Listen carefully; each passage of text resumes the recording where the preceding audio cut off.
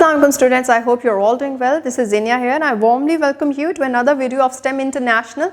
English book 7 की continuation हम लेके चल रहे हैं स्टूडेंट्स एंड आई होप कि आपने चैप्टर 7 को जो है वो आप भूले नहीं हैं अभी तक। लास्ट वीडियो में हमने उससे रिलेटेड कुछ शॉर्ट क्वेश्चंस भी किए थे और इस पर्टिकुलर वीडियो के अंदर what we are gonna do is we are gonna jump into the second portion of this exercise which is the go grammar portion.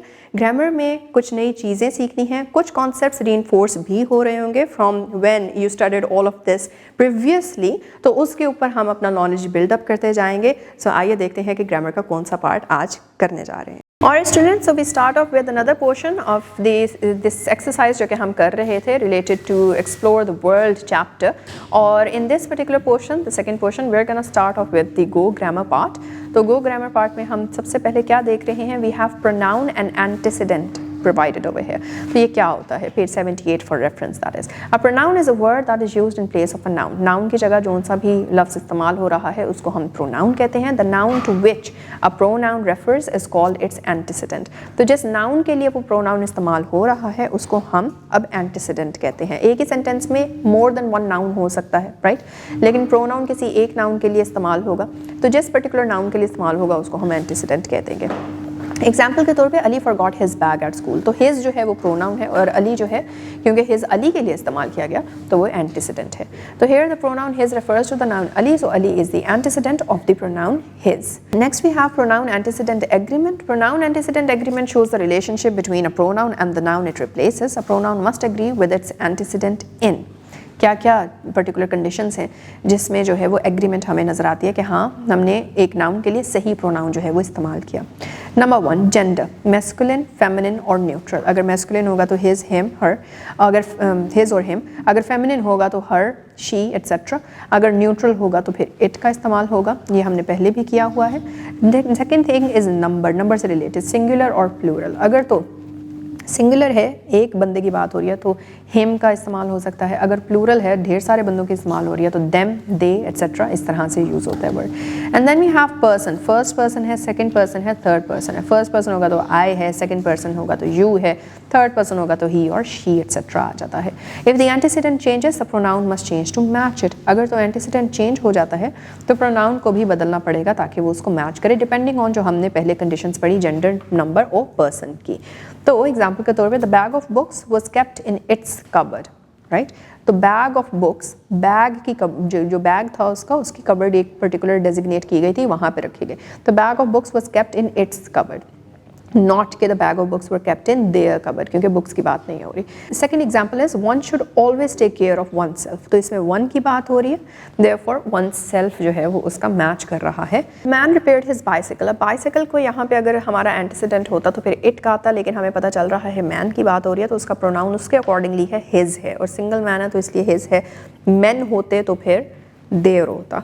That woman forgot her umbrella. तो again singular है, feminine है और साथ ही साथ जो है वो third person है तो इसलिए हर आ रहा है. The student submitted their assignments on time. See more than one तो फिर प्लूरल आ गया, देयर हो गया. और स्टूडेंट्स की बात हुई तो थर्ड पर्सन है तो फिर इसलिए भी देयर आ रहा है. और जेंडर हम नहीं पता, न्यूट्रल है तो देयर के अंदर हम जेंडर जो है वो उसको नहीं करते कि ये फीमेल है या फिर ये मेल है. इंपॉर्टेंट कुछ रूल्स हैं वो भी प्रोवाइडेड हैं, उनको भी देख लेते हैं. Number 1 is singular antecedents like each, everyone, anybody, someone, one take singular pronouns. See, कोई भी ऐसा antecedent हो, each, everyone, anybody, someone या one, तो इनके लिए singular pronouns इस्तेमाल किए जाते हैं. Collective और singular nouns take its, not theirs. कोई collective या फिर singular noun हो तो वो its होता है, their नहीं यूज़ होता उसके लिए. जिस तरह the group, you know, the group shared its plan. ये नहीं होगा the group shared their plan, ऐसा नहीं होगा. the group shared its plan. gender specific nouns take his or her. gender specific हैं तो obviously feminine और या masculine जो है वो हमें कोई ना कोई एक choose करना पड़ेगा. avoid using plural pronouns for singular antecedents. और of course जब singular antecedent है in person तो फिर उसके साथ जो है also not only that but group collective भी हो तो भी उसको singular antecedent ही माना जाता है, इसलिए उसके साथ जो है वो plural pronoun नहीं इस्तेमाल होगा. Now, what is asked of us to do is to underline the correct pronoun in brackets. Start कर लेते हैं। Every child must keep dash desk clean, तो हमने देखा है every child must keep his desk clean, क्योंकि हर एक की बात हो रही है, सिंगुलर प्रोनाउन आएगा।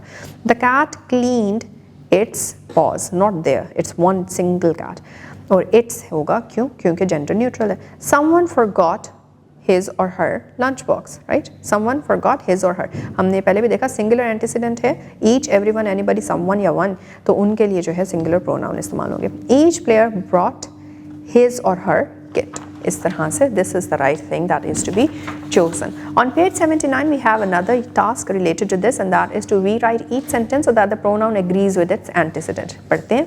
The first one is every teacher must prepare their lesson plan. हम देख रहे हैं एवरी आ रहा है तो उसका फिर क्या होगा, सिंगुलर प्रोनाउन हमने इस्तेमाल करा है। Every teacher must prepare his or her lesson plan. If anyone calls tell them I am busy, if anyone calls tell him or her that I am busy. Each boy must polish their shoes, each boy must polish his shoe, ठीक है। फिर one must control their temperature, one must control one's temperature.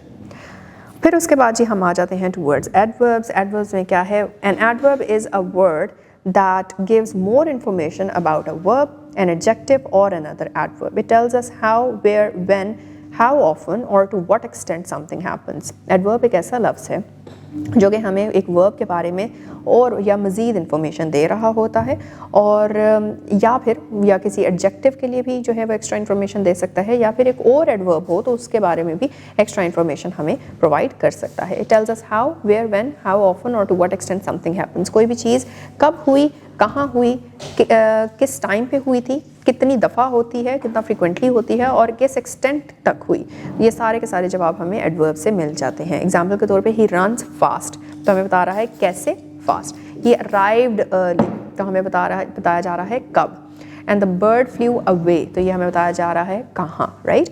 इस तरह से away, fast और early हमारे पास adverbs आ गए। Now how do adverbs actually work, उनको भी देखते हैं। तीन तरीके हैं जनाब। The first one is adverb modifying a verb, एक वर्ब को चेंज कर रहे होंगे, डिस्क्राइब कर रहे होंगे। The child laughed loudly, the child laughed has another meaning, but laughed loudly हमें जो है वो एक डिफरेंट उसकी अंडरस्टैंडिंग आ रही है, राइट।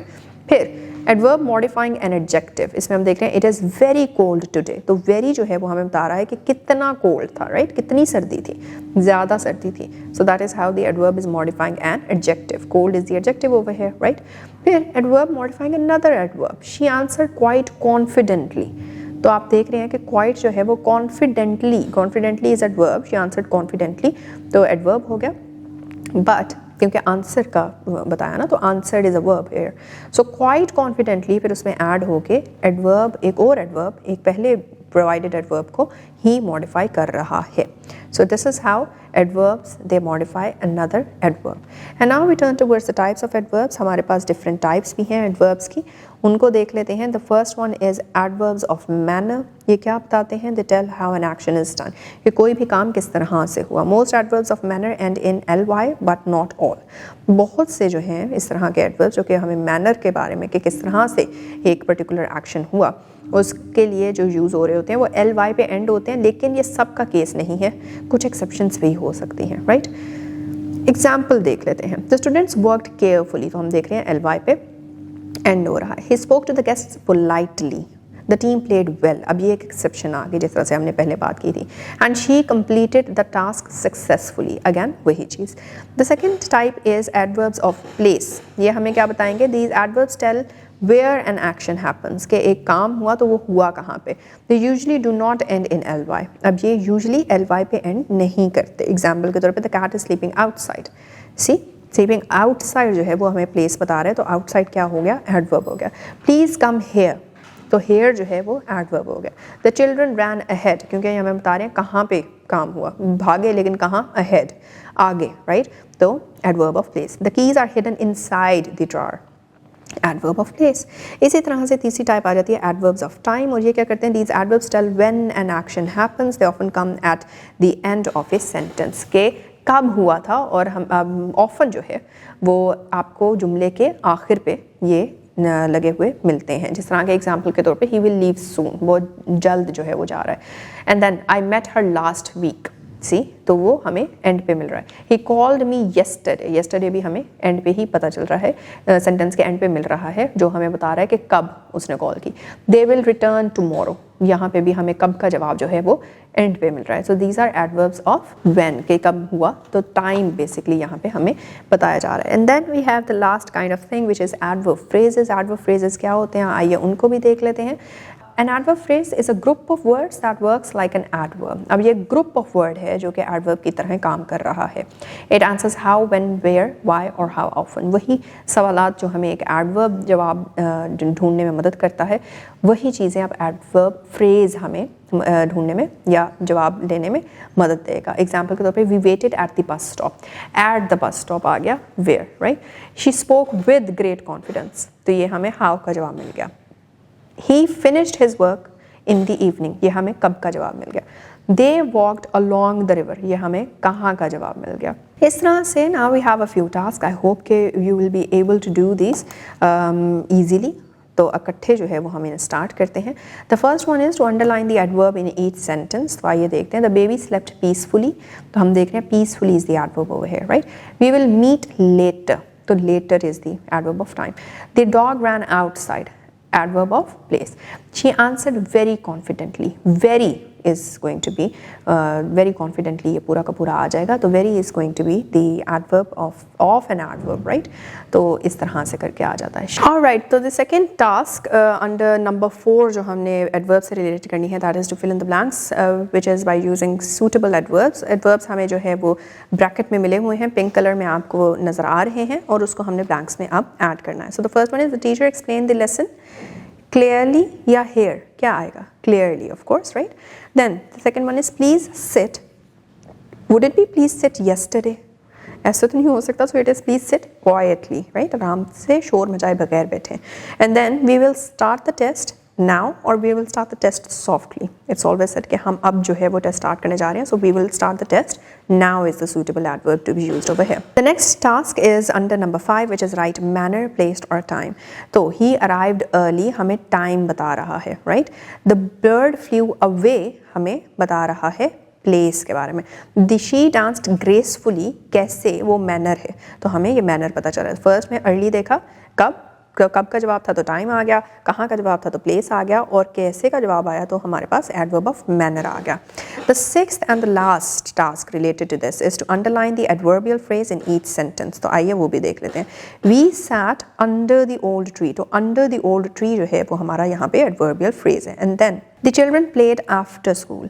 दे played after school. After school यहाँ पे जो है वो हमारा एडवर्बियल जो है फ्रेज बन चुका. He answer the question with great confidence. So with great confidence क्या हो गया, ये हमारा दोबारा से एक एडवर्बियल फ्रेज आ गया. They reach the station on time. The station on time जो है यहाँ पे, that is going to be the adverbial phrase. And then she spoke in a very soft voice. Very soft voice जो है वो हमारी adverbial phrase आ गई. And with this we are done with our adverbs. Alright students, now that we're done with this particular portion of the exercise as well, हमने यहाँ पे क्या देखा, हमने pronoun और noun का जो relationship है उसको देखा, और उसमें हमने देखा कि how to use the right pronoun for the right noun, जिसको हम pronoun antecedent relation या agreement कहते हैं. And moreover हमने adverbs को भी पढ़ा कि उनको किस तरह से कहाँ कहाँ use किया जा सकता है, और adverbs की different types क्या हैं, time, manner और place के लिहाज से. So with that I hope कि आप इसको practice करेंगे until that when we move towards the next portion and the last portion of the exercise of this particular chapter. So till then, take care and Allah Hafiz.